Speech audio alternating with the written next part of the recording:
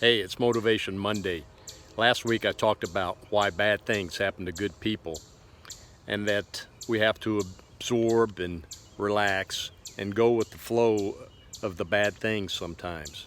And this week I want to talk a little bit more about chaos. When I was on the carrier in the Navy many years ago, one of my favorite things to do was spend time reading. Not only did I spend a lot of time in the library, but I went through a lot of books and discovered a lot of new authors. And one of my favorites were Friedrich Nietzsche. I know a lot of people will be turned off by him because he requires a lot of thinking, and you have to sit down and contemplate and take time to understand what he's trying to say. But in his book, Thus Spoke Zarathustra, is one of my favorite quotes. And that quote is, I'm going to read it to you.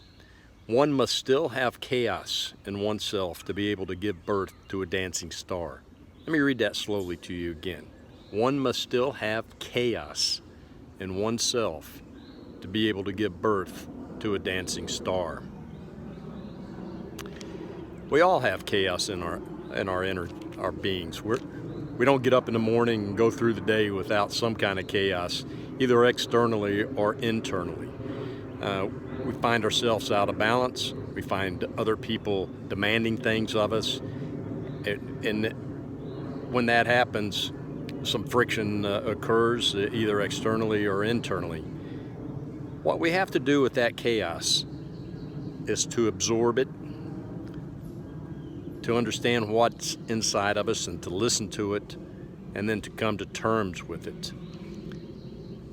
As many of you know, we're not weighted down in the world with more than we can handle most of the time.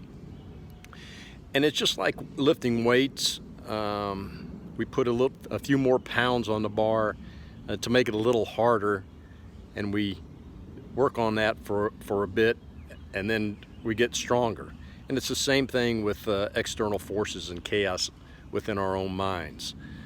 The ability to become back mentally stronger depends upon a certain degree of chaos in our lives. So today, and then during the next week, just realize that there is chaos out there.